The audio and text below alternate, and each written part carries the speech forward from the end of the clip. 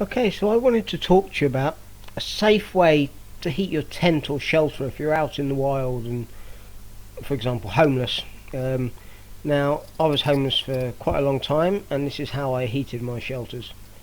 And you see a lot of crazy people come up with all sorts of silly ideas like candles and flower pots.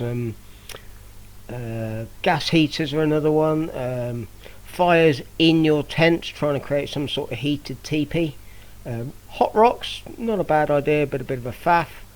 You've got to keep going, heating them up. This is the simplest, safest method of heating your tent. It's clean, hot, dry air.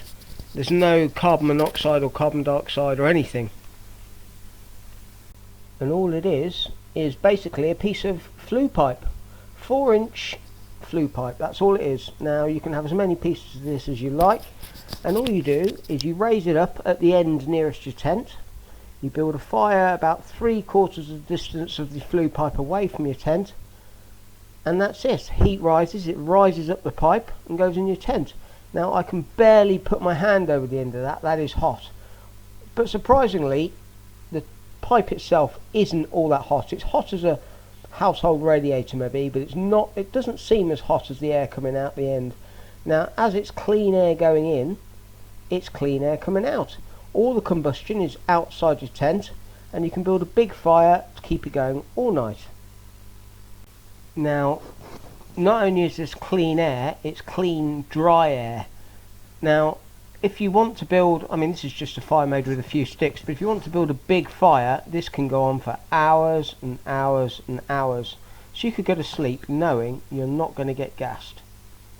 Now, if that's not a life-saving bit of kit, I don't know what is. All it is a 3-foot section of flue pipe. It weighs about 300 grams.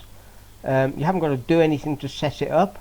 It can't really fall apart. There's no mechanical bits to mend or look after. It's just a length of pipe and convection. That's all it is. So yeah, a brilliant, fantastic tool. Life-saving bit of kit if ever there was one.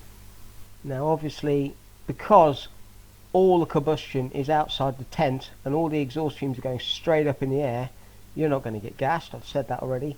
But I'm really against these people that come up with silly ideas of digging trenches under your tent and lining it with sticks and piling earth on top. Soil isn't gas proof. It never has been. It never will be. So some of those fumes are going to rise up in your tent.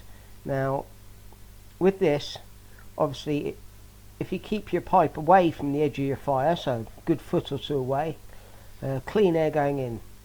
Now, if clean air is going in and the pipe's sealed, it's clean air coming out. You can't get gassed. The fire's away from your tent, that's safer. The air coming into your tent is clean as well. Now, the other advantage of this is it's dry air. Now, there's nothing more important when you're wet and cold than dry, warm air. It's just absolute lifesaver. When everything's gone to shit, you can stick up a tarpaulin and have this flowing in one end, and it hasn't even got to be much of a raise. 6 inches would do it. I just dug a little hole for the fire, and that was it. Yeah, clean, dry air. Now I have put a CO2 tester on this, so I know there's no carbon dioxide coming out the end of the pipe. So yeah, safe, warm, dry, and the thing doesn't weigh anything, so it's easy to carry.